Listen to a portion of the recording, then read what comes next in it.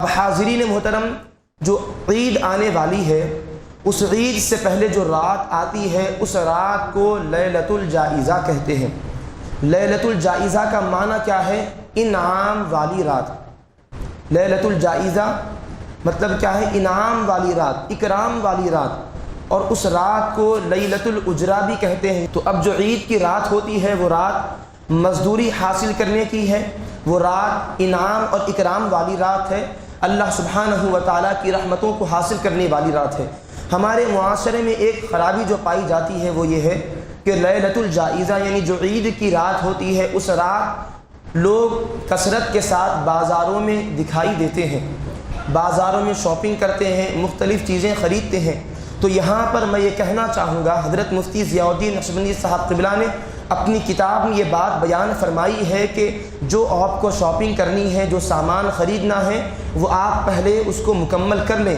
لیلۃ الجائزہ جو عید کی رات ہوتی ہے وہ رات شاپنگ کی رات نہیں ہوتی، وہ رات سامان خریدنے کی رات نہیں ہوتی، بلکہ اس رات کو انعام اور اکرام والی رات کہا گیا ہے۔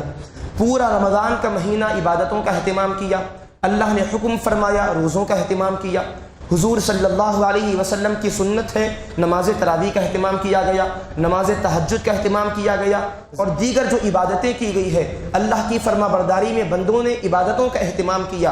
اب پورا مہینہ بندوں نے محنت کی، اللہ کو راضی کرنے کی کوشش کی ہے، اب ہم کو انعام حاصل کرنا ہے۔ انعام کب ملے گا؟ انعام عید کی رات میں ملتا ہے، اس رات کو انعام والی رات کہا جاتا ہے۔ اور جب ہم محنت کرتے ہیں پورا مہینہ، جب آدمی کماتا ہے، مزدوری کرتا ہے، جب مہینہ اختتام پر ہوتا ہے، مزدوری حاصل کرنے کا وقت آتا ہے، تو کیا کوئی آفس کو اس دن چھٹی کرتا ہے؟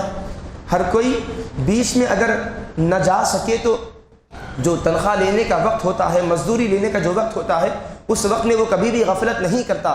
تو اب دیکھیے پورا رمضان ہم نے عبادتوں کا اہتمام کیا، طاعتوں کا اہتمام کیا، اللہ تعالیٰ کو راضی کرنے کی کوشش کی ہے، نماز تراویح کے ذریعے سے، تہجد کے ذریعے سے، روزے کے ذریعے سے، زکوٰۃ کے ذریعے سے۔ اب ہم کو انعام لینا ہے اللہ کے دربار سے، انعام عید کی رات ہم کو ملتا ہے، اس رات غفلت نہ کریں۔ حضرت ضیاء الملت فرماتے ہیں کہ اس رات اپنے اوقات کو شاپنگ میں نہ لگائیں، بلکہ اس رات عبادتوں کا اہتمام کیا کریں۔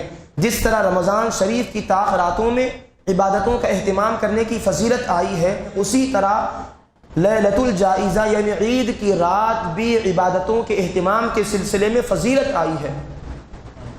حضرت عبداللہ بن عمر رضی اللہ عنہما بیان فرماتے ہیں، مصنف عبد الرزاق میں حدیث مبارک موجود ہے، عید کی جو رات ہوتی ہے وہ رات ان راتوں میں سے ہے جن میں اللہ تعالیٰ کے دربار میں دعا کی جاتی ہے، تو اللہ سبحانہ و تعالیٰ دعا کو قبول فرماتا ہے، دعا رد نہیں ہوتی۔ تو عید کی رات کی جانے والی دعا قبول ہوتی ہے، تو ہم اس رات دعائیں کریں، اپنی زندگی کے سلسلے میں، کامیابی کے سلسلے میں، اپنے فیوچر کی کامیابی کے سلسلے میں، دین و دنیا کی کامیابی کے سلسلے میں دعائیں کریں، اللہ سبحانہ و تعالیٰ دعاؤں کو قبول فرماتا ہے۔ اور حاضرین محترم، روایت موجود ہے، حدیث مبارک، حضرت معاذ بن جبل رضی اللہ عنہ راوی ہیں، حضور صلی اللہ علیہ وسلم نے ارشاد فرمایا، جو بندہ ان 5 راتوں میں عبادتوں کا اہتمام کرتا ہے اللہ سبحانہ و تعالیٰ اس کو جنت عطا فرماتا ہے۔ 5 راتیں ایسی ہیں، ان 5 راتوں میں عبادت کرے تو اس کے حق میں جنت واجب ہو جاتی ہے۔ وہ 5 راتیں کون سی ہیں؟ 8ویں ذی الحجہ کی رات، 9ویں ذی الحجہ کی رات، عید الاضحیٰ کی رات، عید الفطر کی رات، اور شعبان کی 15ویں رات۔ تو ان 5 راتوں میں عید الفطر کی رات بھی شامل ہے۔ وہ رات ہے جس میں بندہ مومن عبادت کرتا ہے تو اللہ سبحانہ و تعالیٰ اس کو جنت عطا فرماتا ہے۔ تو ہم عبادتوں کا اہتمام کریں، غفلت نہ کیا کریں۔ آپ اندازہ کیجئے مزدوری لینے کا وقت ہے اللہ تعالیٰ کے دربار سے، رمضان شریف میں ہم نے پورا رمضان عبادتوں کا اہتمام کیا، لیکن اب ہم مزدوری حاصل کرنا ہے ہم کو اللہ کے دربار سے، اپنے مالک کے دربار سے ہم کو اپنی محنت کا صلہ حاصل کرنا ہے، اور وہ کب ہے؟